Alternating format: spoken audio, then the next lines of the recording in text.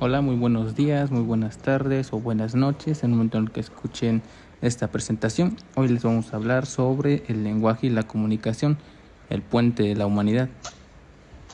Se ha dicho alrededor del tiempo que la comunicación es algo fundamental en nuestro entorno y es la mayor forma en la que nos relacionamos con las demás personas, con la que nos entendemos, con aquellos que logramos comprender lo que sucede, porque la comunicación es el proceso de transmitir o expresar a los demás información, ideas y emociones.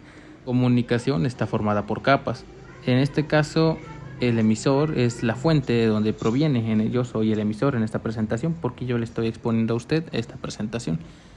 Y el receptor sería usted, quien recibe la información. Sin embargo, una cosa es emitir o hablar cualquier cosa y que el receptor lo entienda, pero lo más importante es el mensaje, porque es ahí donde la persona no solo entiende, sino comprende. También tenemos el canal, el cual es el medio físico por el cual se transmite esta información. También vamos a hablar un poco sobre el contexto histórico del origen de la comunicación. Como tal vez no se sepa a ciencia cierta, pero se cree que aproximadamente surgió hace unos 50.000 o 100.000 años atrás, donde pasamos de pequeños gruñidos, gestos físicos, a un sistema simbólico complejo y un sistema del habla muy desarrollado. Uno de los mitos históricos sobre el lenguaje y la creación de cómo se crearon diferentes idiomas es la Torre de Babel. Este mito es bíblico, en el cual se relata que según la tradición la humanidad hablaba de una sola lengua y ésta buscó construir una torre para llegar al cielo. En consecuencia, tuvieron un castigo divino por retar a Dios. La confusión de lenguas como origen de la diversidad lingüística. El significado de esta historia dice que simboliza la dispersión de las culturas y las dificultades del entendimiento humano. Pero como dije, este es un mito bíblico, y no podemos decir si es falso o real, pero da una muy buena referencia de qué es lo que pasa cuando uno no se puede comunicar de manera correcta. Ocurren errores, todo lo que se plantea se puede derrumbar en un momento. Entonces sí nos da a entender este mito, esta historia de cómo es que el hablar correctamente, el entendernos y poder comunicarnos nos ayuda a comprendernos y nos ayuda a trabajar en equipo, a formular respuestas a preguntas que ni siquiera tenemos idea de cómo poder responderlas a veces, pero que tal vez otros sí, y que su comunicación clara y precisa es de mucha utilidad para otra persona. Y es por eso que la comunicación humana es muy importante. Si bien la comunicación hablada es muy importante, hay que entender que hay muchas otras formas de comunicarnos, y en este caso la escritura es una de ellas. Aquí se dice que en Sumeria, hace 3.500 años antes de Cristo, la escritura cuneiforme fue en tablillas de arcilla. En Egipto fueron los jeroglíficos, como un sistema sagrado. Esto nos da a entender que aunque podamos desglosarnos de manera correcta y eficaz al hablar, es importante tener las ideas claras. Y eso es algo que a veces la comunicación hablada no puede formular, pero la escrita sí, porque en la escrita tú piensas las palabras y las vas escribiendo, tú puedes redactar y puedes corregir los errores que tú creas que tienes en la forma de comunicarte o en el mensaje que vas a comunicar. Sin embargo, en la comunicación hablada es un poco más difícil. Han existido varios tipos de escritura a través del tiempo. Las pictográficas, que son dibujos que representan un objeto. Esto, como ejemplo, pueden ser las pinturas rupestres ante antiguas civilizaciones humanas. Pueden ser los jeroglíficos, que ya dije que para ellos eran sagrados. Y sí, en la verdad en su cultura representan muchas cosas como sus dioses, nombres, su cultura, sus tradiciones. Todo lo que ellos hacían está escrito en jeroglíficos. Luego está la ideográfica, símbolos que representan ideas, como los kanjis. Los kanjis son ocupados mucho en países asiáticos como Corea del Sur, Japón, China, Taiwán y en otras partes igual. También tenemos la alfabética, un signo para cada sonido. Y pues nosotros ocupamos ese tipo de escritura, el tipo de escritura alfabética, porque nosotros usamos letras, las cuales tienen sonidos. Esos sonidos también pueden formular palabras. Y en la escritura también nosotros podemos entendernos con esos símbolos a los que llamamos letras. Y bueno, estas son unas formas de comunicarnos. Podemos comunicarnos con el habla, podemos comunicarnos escribiendo, pero también hay otras formas de comunicarnos. porque también podemos comunicarnos con gestos, con acciones y de muchas otras maneras. Pero hay otra cosa importante en la que tenemos que tener en cuenta. Sí mencioné un poco sobre que el lenguaje es importante, pero para eso tengo a mi compañero que les va a explicar un poco mejor sobre el lenguaje. Gracias, compañero. Avanzando con la diversidad lingüística actual, existen más de 7100 lenguas vivas en el mundo, entre ellas algunos incluso dialectos, que se han pasado de generación en generación. Aquí podemos ver en las imágenes una tabla, bueno, un mapa con sus tablas de las lenguas que existen en el mundo, ¿sí?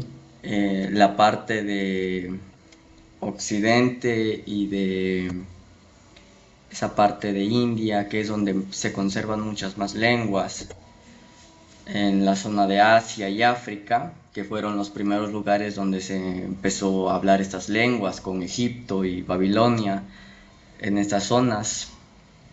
Y hay algunas en peligro, o sea, de ya no comunicarse. Incluso aquí en México tenemos varias lenguas, las cuales ya no se hablan. El español ha ido conquistando cada parte de México, entonces varias culturas con sus lenguas y tradiciones se van perdiendo. Y cada vez los hablantes ya no quieren hablar sus lenguas, por lo mismo de que temen a la burla. ¿Okay? Y aquí, como les comentaba, tenemos que las lenguas más habladas forman parte de un número de hablantes nativos, como es el chino, el mandarín, el español y el inglés. ¿Qué quiere decir con nativos?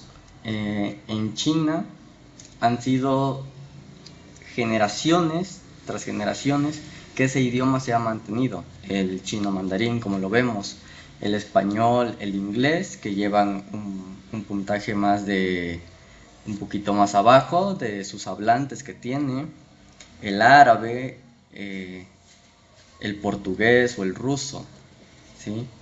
Por influencia global, el inglés como lengua franca en ciencia, negocios y tecnología.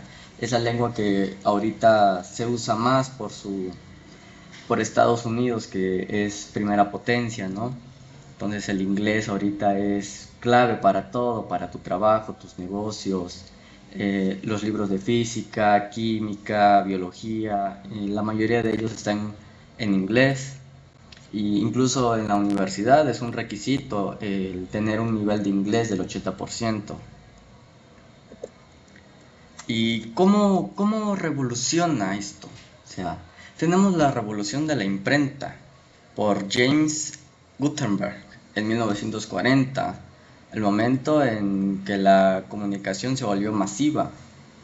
El periódico y las noticias ahora se podían leer ya no en libros, sino en revistas rápidas, así.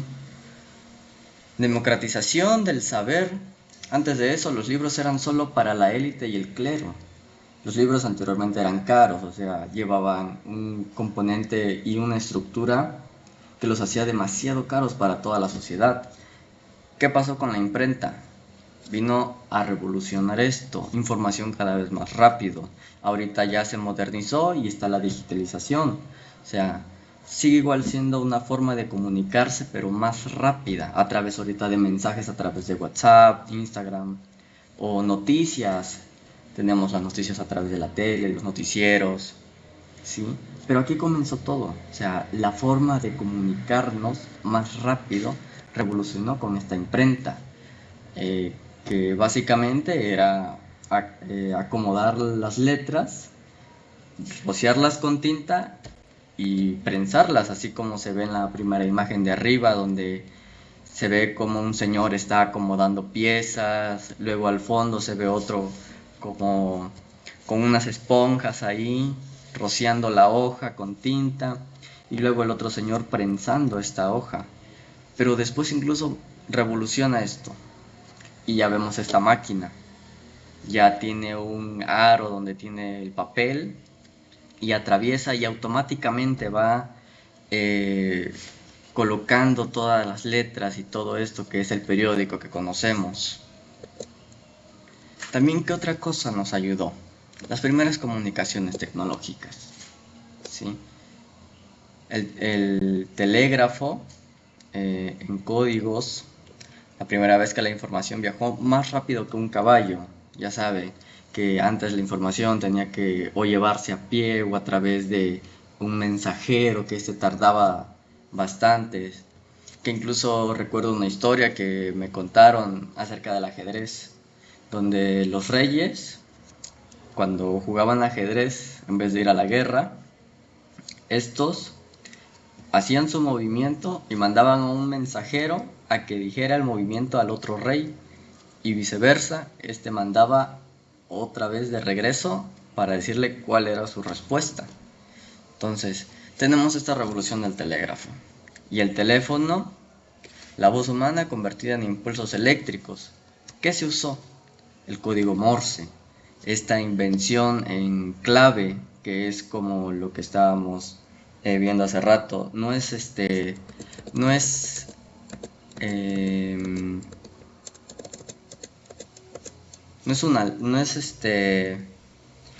es una ideográfica, ¿sí? Que es un símbolo que representa la letra, ¿ok? Continuando con esto, llegamos ahorita a la era digital de la comunicación moderna, el internet. Todo viaja ahora más rápido, los megas, los gigas, las redes sociales. Aquí presenciamos una imagen del mundo ya rodeado de todas estas comunicaciones actuales, donde ya la información cada vez es más rápido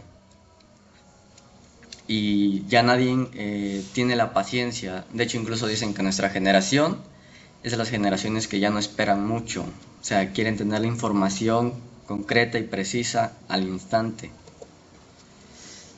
Y tenemos un lenguaje no verbal, que más allá de es el 70 o 90% de nuestra comunicación es corporal. Se representa con los gestos, el tono de voz y postura. Aquí vemos a un señor que tiene una cara como de desesperación, ¿sí? Igual es una forma de comunicarnos, de expresar lo que emociones o lo que siente ahí en ese momento, alguna noticia tal vez. La importancia de esto es el contexto de la emoción. Suelen ser más en el texto literal, a diferencia de una conversación en persona, donde tú puedes ver los gestos o cómo actúa la persona al decirte algo, a diferencia de cuando tú lo mandas por un mensaje donde solamente son palabras vacías, sin emociones. Aquí puedes presenciar qué tanto impacto tiene eso que te está diciendo la persona. Después, ¿qué tenemos? La importancia en el lenguaje de hoy. El lenguaje define quiénes somos y cómo vemos el mundo. Es la herramienta principal para la resolución de conflictos y la cooperación. Hemos tenido bastantes acuerdos a lo largo de la historia, los tratados de Versalles, los juicios de Nuremberg, ¿sí? Bastantes acuerdos, que el tratado de libre comercio entre México, Estados Unidos y Canadá, que es lo que presenciamos en la imagen, ¿sí? La comunicación nos ha llevado a eso, a lograr aliarnos y hacer que nuestras economías crezcan juntas. ¿Y qué tenemos? Como conclusión, al futuro. Hemos pasado de la piedra del silicio, pero el objetivo sigue siendo el mismo, conectarnos, ¿sí? Inteligencia artificial, traducción instantánea y comunicación cerebro-computadora. En esta imagen que estuve yo buscando con inteligencia artificial, le pedí que me hiciera una evolución del ser humano. ¿Cómo empezamos? Siendo un simple homo, un mono, ¿sí? Y fuimos evolucionando, fuimos avanzando, fuimos mejorando. ¿Y después qué podríamos tener? El hecho de llegar a ser una inteligencia superior o incluso volver atrás. O sea, nosotros mismos, quizás el hecho de no comunicarnos adecuadamente o no llegar a soluciones concretas nos puede llevar a destruirnos a nosotros mismos. Ya lo tenemos. El humano ya descubrió cómo extinguirse a sí mismo. Somos los primeros seres en poder autodestruirse. Y eso es muy preocupante, la verdad. Si las potencias pues, no tienen esa sociabilidad o esa forma de platicar el hecho de que eso nos puede llevar a la perdición, entonces por eso yo puse esa imagen así. Pasamos de ser un androide ya, porque un día llegaremos a eso.